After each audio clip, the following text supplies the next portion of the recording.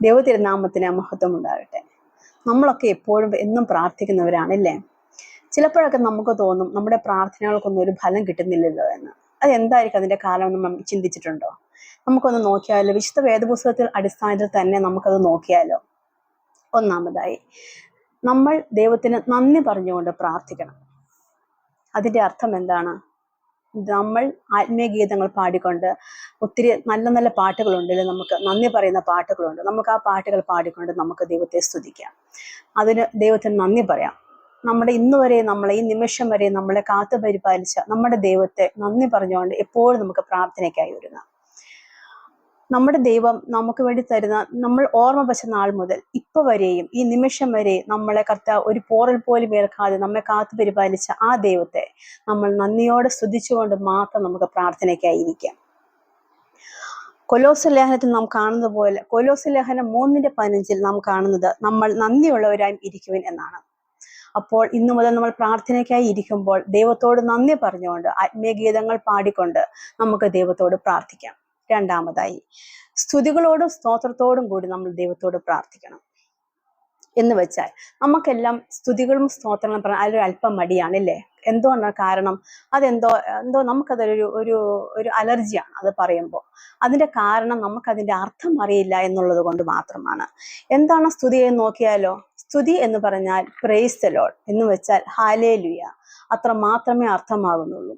ഇനി സ്തോത്രം എന്ന് വെച്ചാൽ എന്താണെന്ന് അറിയാമോ? സ്തോത്രം എന്ന് വെച്ചാൽ നന്ദി എന്ന് മാത്രമേ ഉള്ളൂ. സങ്കീർത്തനങ്ങൾ 107:1 കർത്താവിനെ സ്തോത്രം ചെയ്യുവീൻ, എന്തെന്നാൽ താൻ നല്ലവനും തന്റെ കൃപ ശാശ്വതവും ആകുന്നു എന്ന് നാം കാണുന്നു. സങ്കീർത്തനങ്ങൾ 150:6 നാം കാണുന്നത് ജീവനുള്ളതൊക്കെയും യഹോവയെ സ്തുതിക്കട്ടെ എന്നാണ്. ഇത് രണ്ടും, സ്തുതികളും സ്തോത്രങ്ങളും നമ്മൾ ഒന്നിച്ചു ചേർത്ത് നമുക്ക് കാണാൻ പറ്റുന്ന ഒരു സങ്കീർത്തനമാണ് 100-ാം സങ്കീർത്തനം. 100-ാം സങ്കീർത്തനത്തിന്റെ 4 നാം കാണുന്നത് തന്റെ വാതിലിലൂടെ സ്തോത്രത്തോടും തന്റെ പ്രാകാരങ്ങളിൽ സ്തുതികളോടും കൂടെ പ്രവേശിക്കും എന്നാണ് കാണുന്നത്. അപ്പോൾ നമ്മൾ പ്രാർത്ഥനയ്ക്കായി ഇരിക്കുമ്പോൾ, അതുപോലെ ഞാൻ പറഞ്ഞതുപോലെ തന്നെ ആത്മീയ ഗീതങ്ങൾ ഒത്തിരി സ്തുതി സ്തോത്രങ്ങളുള്ള പ്രാർത്ഥനകളുണ്ട്. സങ്കീർത്തനങ്ങൾ മൊത്തം സ്തുതികളും സ്തോത്രങ്ങളും അർപ്പിച്ചുകൊണ്ട് ചെയ്യുന്നതാണ് അല്ലേ. അപ്പോൾ നമുക്ക് സ്തുതികളോടും സ്തോത്രങ്ങളോടും കൂടി നമ്മുടെ കർത്താവിനോട് നമുക്ക് പ്രാർത്ഥിക്കാം. മൂന്നാമതായി, നാം പ്രാർത്ഥിക്കുമ്പോൾ വിശ്വാസത്തോടെ പ്രാർത്ഥിക്കണം. വിശ്വാസം എന്നത് എല്ലാവർക്കും അറിയാവുന്ന ഒരു ഒന്നാണല്ലോ. എബ്രായ പുസ്തകം 11:1 നാം കാണുന്നത് വിശ്വാസം എന്നതോ ആശിക്കുന്നതിന്റെ ഉറപ്പും കാണാത്ത കാര്യങ്ങളുടെ നിശ്ചയവുമാകുന്നു എന്നാണല്ലോ. വിശുദ്ധ മത്തായിയുടെ സുവിശേഷം 21:22 നാം കാണുന്നത് നിങ്ങൾ വിശ്വസിച്ചുകൊണ്ട് പ്രാർത്ഥനയിൽ എന്ത് യാചിച്ചാലും നിങ്ങൾക്ക് ലഭിക്കും എന്നാണ്. വിശ്വസിക്കുന്നവർക്ക് നമ്മുടെ കർത്താവ് ചെയ്തു കൊടുത്ത എത്രയോ അത്ഭുതങ്ങൾ, എത്രയോ നല്ല പ്രവൃത്തികൾ, എത്രയോ അടയാളങ്ങൾ നമുക്ക് കാണുവാൻ സാധിക്കുന്നില്ലേ. അതിനകത്ത് ഏറ്റവും എന്നെ സ്പർശിച്ച ഒരു കാര്യമാണ് ലാസറിനെ ഉയർപ്പിച്ച നമ്മുടെ കർത്താവ്. 4 ദിവസമായി ഇരിക്കുന്ന കല്ലറയിലായിരുന്ന ലാസറിനെ ദൈവം ഉയർപ്പിച്ചപ്പോൾ മാർത്തയോട് ദൈവം ഒരു കാര്യം മാത്രമാണ് പറഞ്ഞത്, വിശ്വസിച്ചാൽ നീ ദൈവത്തിന്റെ മഹത്വം മാത്രം. അതുപോലെ നമ്മൾ പ്രാർത്ഥനയ്ക്കായിരിക്കുമ്പോൾ നമ്മൾ വിശ്വസിച്ചുകൊണ്ട് എന്ത് യാചിച്ചാൽ നമുക്ക് കിട്ടുമെന്നുള്ള ആ ആത്മധൈര്യത്തോടെ നമുക്ക് നമ്മുടെ കർത്താവിനോട് പ്രാർത്ഥിക്കാം. നാലാമതായി, നമ്മൾ പ്രാർത്ഥിക്കാൻ ആയിരിക്കുമ്പോൾ നമ്മുടെ പാപങ്ങൾ ഏറ്റുപറഞ്ഞ് ഇനിമേലെ ഞാൻ പാപം ചെയ്യേയില്ല നമ്മുടെ ഹൃദയത്തിൽ പറഞ്ഞുകൊണ്ട് മാനസാന്തരത്തോടെ നമുക്ക് പ്രാർത്ഥിക്കണം. വിശുദ്ധ യോഹന്നാന്റെ 1-ാം ലേഖനം 1:9 നാം കാണുന്നത് നമ്മുടെ പാപങ്ങളെ ഏറ്റുപറയുന്നു എങ്കിൽ അവൻ നമ്മോട് പാപങ്ങളെ ക്ഷമിച്ച് സകല അനീതിയും പോക്കി നമ്മെ ശുദ്ധീകരിക്കാൻ തക്കവണ്ണം വിശ്വസ്തനും നീതിമാനും ആകുന്നു എന്നുള്ളതാകുന്നു. അതുകൊണ്ട് നമുക്ക് ആ ചുങ്കക്കാരൻ പ്രാർത്ഥിച്ച പോലെ സ്വർഗത്തിലേക്ക് നോക്കുവാൻ പോലും തുനിയാതെ നമ്മുടെ പാപിയായ എന്നോട് കരുണയുണ്ടാകണമേ എന്ന് നമുക്ക് പ്രാർത്ഥിക്കാം. അപ്പോൾ നമ്മുടെ പാപങ്ങൾ ഏറ്റുപറഞ്ഞ് നമുക്ക് നമ്മുടെ ദൈവത്തോട് പ്രാർത്ഥിച്ചാൽ അത് നമ്മുടെ കർത്താവിന് നമ്മളുള്ള അനുഗ്രഹത്തിന് കാരണമായി തീരും. ഇനി അഞ്ചാമതായി, നമ്മുടെ ആവശ്യങ്ങൾ ദൈവത്തോട് അപേക്ഷിച്ചുകൊണ്ട്, നമ്മുടെ യാചിച്ചുകൊണ്ട് നമ്മൾ പ്രാർത്ഥിക്കണം. ഫിലിപ്പിയർ ലേഖനം 4:6 നാം കാണുന്നത് ഒന്നിനെ കുറിച്ച് വിചാരപ്പെടരുത്, എല്ലാറ്റിലും പ്രാർത്ഥനയാലും അപേക്ഷയാലും നിങ്ങളുടെ ആവശ്യങ്ങൾ ദൈവത്തോട് അറിയിക്കുക അത്രേ വേണ്ടത് എന്നാണ്.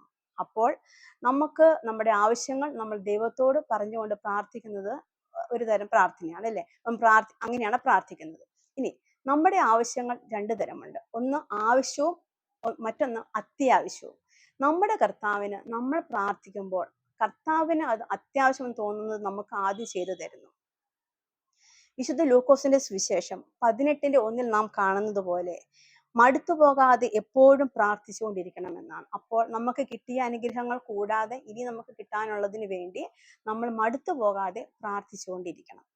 ഇനി നമ്മൾ ആദ്യം നമ്മുടെ ആവശ്യങ്ങൾ നമ്മുടെ കർത്താവിനോട് പറഞ്ഞുകൊണ്ട് പ്രാർത്ഥിച്ചു. ഇനി നമ്മൾ ഓർക്കേണ്ടത് മറ്റുള്ളവരുടെ കാര്യങ്ങൾ നമ്മുടെ ദൈവത്തോട് നമുക്ക് പറഞ്ഞുകൊണ്ട് പ്രാർത്ഥിക്കണം.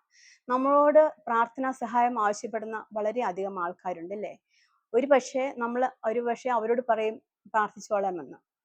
ചിലപ്പോൾ നമ്മളത് മറന്നു പോകും.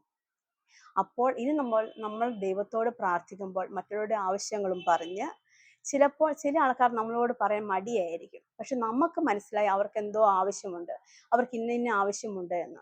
അപ്പോൾ നമ്മളത് അറിഞ്ഞുകൊണ്ട് നമ്മുടെ ദൈവത്തോട് നമ്മൾ അവർക്ക് വേണ്ടി പ്രാർത്ഥിക്കണം. അത് പഴയ നിയമത്തിൽ 1 ശമൂവേൽ 12:23 നാം കാണുന്നത്, ഞാനോ നിങ്ങൾക്ക് വേണ്ടി പ്രാർത്ഥിക്കാതിരുന്നതിനാൽ ദൈവത്തോട് പാപം ചെയ്യാൻ ഇടവരരുതേ എന്ന് കാണുന്നു. ഇനി 1 തീമോത്തിയോസ് 2:1 നാം കാണുന്നത്, നീ ദൈവസന്നിധിയിൽ പ്രാർത്ഥനയും അപേക്ഷയും യാചനയും എല്ലാ മനുഷ്യർക്ക് വേണ്ടിയും അർപ്പിച്ചുകൊണ്ടിരിക്കണം എന്നാണ്. അപ്പോൾ നമ്മൾ പ്രാർത്ഥിക്കുമ്പോൾ മറ്റുള്ളവർക്ക് വേണ്ടി നമ്മൾ അറിയുന്ന അവരുടെ ആവശ്യങ്ങളെല്ലാം പറഞ്ഞ് നമ്മൾക്ക് ദൈവത്തോട് പ്രാർത്ഥിക്കാം. നമ്മൾ എല്ലാ കുർബാനകളിലും കേൾക്കുന്ന ഒന്നാണ് നമ്മുടെ പുരോഹിതന്മാർ.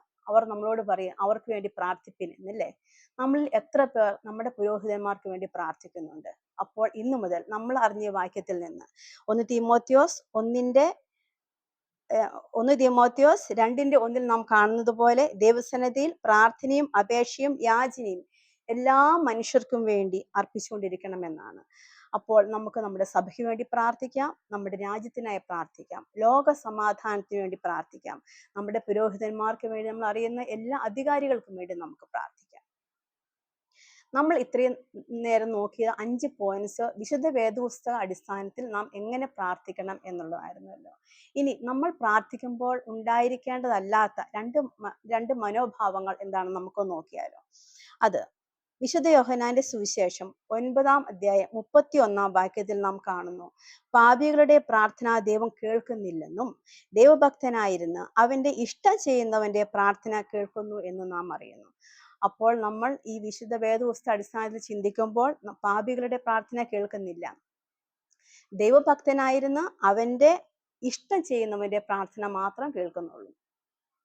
നമ്മുടെ പാപങ്ങൾ ഏറ്റുപറഞ്ഞ് നമ്മുടെ പാപത്തിൽ നിന്ന് നമുക്ക് മോചനം ലഭിക്കാൻ പ്രാർത്ഥിച്ച് നമുക്ക് ദൈവത്തോട് പ്രാർത്ഥിക്കാം. ഇനി സങ്കീർത്തനങ്ങൾ 66:18 നാം കാണുന്നത്, എൻ്റെ ഹൃദയത്തിൽ അകൃത്യം കരുതിയിരുന്നു എങ്കിൽ കർത്താവ് കേൾക്കുകയില്ലായിരുന്നു എന്നാണ്. അപ്പോൾ നമ്മുടെ ഹൃദയത്തിൽ അകൃത്യം ചിന്തിക്കാനേ പാടില്ല. ഇനി നമ്മുടെ പിതാക്കന്മാർ പഠിപ്പിച്ചിട്ടുള്ള പ്രാർത്ഥനകളുണ്ടല്ലോ, അതെല്ലാം പ്രാർത്ഥിച്ചു കഴിയുമ്പോൾ ഇതെല്ലാം സമർപ്പിച്ചുകൊണ്ട് നമ്മുടെ ദിവസങ്ങളിൽ നമുക്കായിരിക്കാം. നമുക്ക് നന്ദി പറഞ്ഞുകൊണ്ട് പ്രാർത്ഥിക്കാം, സ്തുതികളും സ്തോത്രം കൊണ്ട് പ്രാർത്ഥിക്കാം, വിശ്വാസത്തോടെ പ്രാർത്ഥിക്കാം, മറ്റുള്ളവർക്ക് വേണ്ടി അവരുടെ ആവശ്യങ്ങൾ പറഞ്ഞുകൊണ്ട് നമ്മുടെ ആവശ്യങ്ങൾ പറഞ്ഞുകൊണ്ട് നമുക്ക് പ്രാർത്ഥിക്കാം, നമ്മുടെ പാപങ്ങൾ ഏറ്റുപറഞ്ഞ് മാനസാന്തരപ്പെട്ട് നമുക്ക് പ്രാർത്ഥിക്കാം. ഇന്നത്തെ നമുക്കിന്ന് പഠിക്കാൻ നമ്മുടെ ഹൃദയത്തിൽ കരുതേണ്ട ഒരു കാര്യം, 1 തെസ്സലോനിക്കരുടെ പുസ്തകം 5:16-17 വാക്യങ്ങൾ നാം കാണുന്നത് നമ്മുടെ ഹൃദയത്തിൽ അത് നമുക്ക് കുറിച്ചിടാം. എപ്പോഴും സന്തോഷിക്കുവിൻ, ഇടവിടാതെ പ്രാർത്ഥിപ്പീൻ, എല്ലാറ്റിനും സ്തോത്രം ചെയ്യുവിൻ എന്നാണ്. നമ്മുടെ കർത്താവായ യേശു ക്രിസ്തുവിന്റെ കൃപ നമ്മുടെ ആത്മാവോട് കൂടെ ഇരിക്കുമാറാകട്ടെ. ആമേൻ.